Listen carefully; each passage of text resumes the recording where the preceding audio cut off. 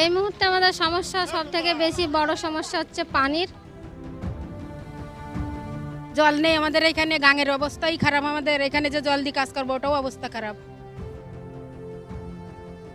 উত্তর কলকাতার কাশীপুর গঙ্গার পাড়ে জ্যোতিনগর কলোনি এখন যেন যন্ত্রণাময় এক বিচ্ছিন্ন দ্বীপ।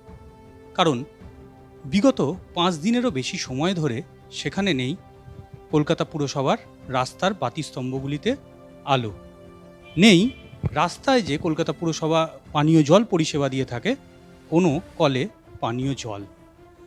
আর এই নিয়ে বাসিন্দাদের অভিযোগ এটি কোনোভাবে পরিকল্পিত চক্রান্ত।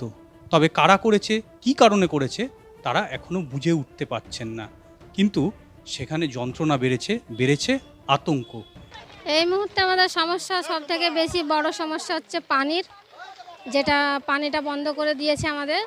তারপরে আমরা সবাই গিয়েছিলাম ওখানে কমিটিতে।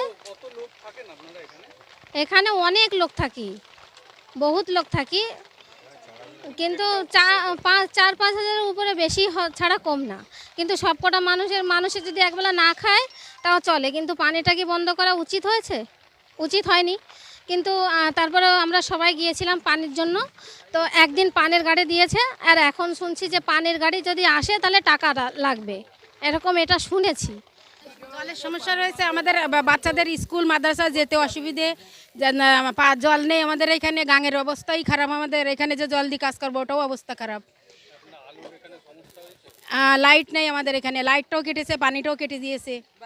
বাচ্চার অসুবিধে, যেতে পারছে না স্কুল ঘাটে। আমরা এখান থেকে কর্পোরেশনে গেছি, যাওয়ার পরে বললো যে গাড়ি দেবে। এটা খারাপ হয়েছে, খালি এখানে হয়নি, অনেক জায়গা নাকি হয়েছে। সেটা বলে আমাদের একদিনকে গাড়ি দিয়েছে, এখনও বলছে পয়সা, গাড়ি গেলে পয়সা লাগবে, টাকা চেয়েছে। এখনও কিছু হয়নি। আমাদের 29 তারিখে রাত 11:30টার সময় দুজন লোক এসে সাইড থেকে কলটা বন্ধ করে দিয়ে গেছে।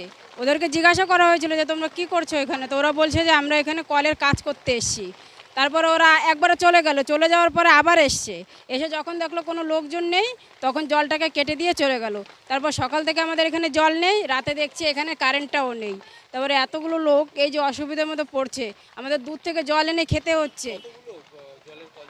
এখানে 5টা কলের জল ছিল, ল্যাম্পপোস্ট ছিল, সেগুলো সব কেটে দেওয়া হয়েছে। আমাদের এখানে অন্ধকারে বাচ্চা কাচ্চা সব রাস্তায় ঘুরছে, গাড়ি ঘোড়া যাচ্ছে, কখন কোন বাচ্চা ছুটে গিয়ে অ্যাক্সিডেন্ট হবে কেউ বলতে পারছে না।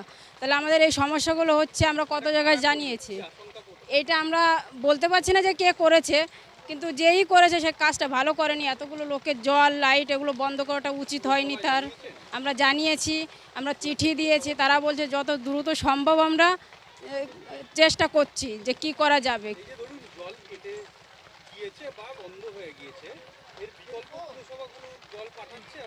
আমাদের পাঠায়নি, আমাদের মানে কেউ হয়তো বলেছিল একটা জলের গাড়ি দিয়েছিল পরশুদিন, একদিনই এসছে, কিন্তু একদিনই একটা গাড়ি দিয়েছিল। তারপরে আমাদের ব্যাপক জলের সমস্যা। ওদের ওখানে জল আনতে যাচ্ছি, ওরা আমাদের বেশি কথা বলছে, ওদের অনেক কথা আমাদের শুনতে হচ্ছে। অনেক লোক অনেক কথা বলছে, জল দেবো না, হ্যান করবো না, তোরা এতক্ষণ নিতে আসিস কেন, এত জল কোথায় রাখিস তোরা। আর এদিকে গঙ্গার জলটা পরিষ্কার নয়, খুবই খারাপ, কাজ করার আমাদের খুবই অসুবিধা হচ্ছে। আমরা দেখছি নির্বাচনের পর বিভিন্নভাবে সংখ্যালঘুদের ওপর একটা পরিকল্পনামাফিক অত্যাচার চলছে। আমরা দেখলাম, তার নমুনা দেখলাম আমাদের এখানে কাশীপুর বেলগাছিয়া বিধানসভা অঞ্চলে এই 6 নম্বর ওয়ার্ডের জ্যোতিনগর কলোনি, মূলত সংখ্যালঘু অধ্যুষিত মানুষের বাস। সেখানে একটা উদ্দেশ্য প্রণোদিত টাইট দেওয়ার জন্যই আমরা এই কথাটা ইউজ করি। একদমই আইনসঙ্গত। আমাদের এখানে জ্যোতিনগর কলোনি 1995 সালে এইখানে এটা কর্পোরেশনের দ্বারা রেজিস্ট্রিকৃত। এটার নাম হচ্ছে চিতপুর জ্যোতিনগর কলোনি। সেই কলোনির কর্পোরেশন রেজিস্টার্ড। আমরা কর্পোরেশনকে দেখিয়েছি, সেই রেজিস্ট্রির কাগজ দেখিয়েছি, এখনও পর্যন্ত সেই রেজিস্ট্রি কাগজ আছে। এছাড়াও আমরা বিভিন্নভাবে আমরা প্রথমে প্রশাসনকে অনুনয় বিনয় করেছি, কিন্তু অনুনয় বিনয় করেই আমাদের কোনো কিছু সুরাহা হয়নি। একটা উদ্দেশ্য প্রণোদিতভাবে এইখানকার জল এবং এই রাস্তাঘাটে বাচ্চা ছেলে মেয়েগুলো খেলাধুলা করে, এটা স্বাভাবিকভাবেই শাসক দলের দিকেই আঙুল উঠবে। কারণ এটা তারা কোনো রকমভাবেই শুনছে না। তারা হচ্ছে প্রশাসন, এত প্রশাসনকে বলা সত্ত্বেও প্রশাসন কোনোভাবেই এটা গুরুত্ব দিচ্ছে না। এতবার করে কাকুতি মিনতি করে বলে এলাম যে একটা বহু মানুষ এখানে থাকে, মহিলারা স্নান করতে পারছে না, খাবার জল পাচ্ছে না, তাদের এইরকম একটা তাদের আবরু রক্ষা করতে পারছে না। এই অবস্থায় দাঁড়িয়ে একটা বস্তি অঞ্চলের স্ট্রিট কলগুলো যদি চালু করে দেওয়া যায়, বলছে আমরা চালু করে দেবো, বারবার বলছে হ্যাঁ আমরা চালু করে দেবো, এরকম কোনো উদ্দেশ্য নেই, আমাদের চালু করে দেবো।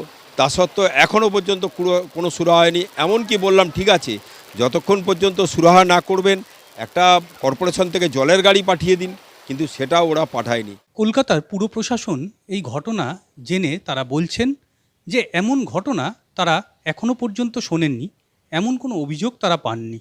তারা যদি এই অভিযোগ পান বা তারা খোঁজ নিয়ে দেখবেন এমন যদি ঘটনা কোথাও ঘটে থাকে তাহলে তারা ব্যবস্থা নেবেন। মনোজিৎ দাস, ইটিভি ভারত, কলকাতা।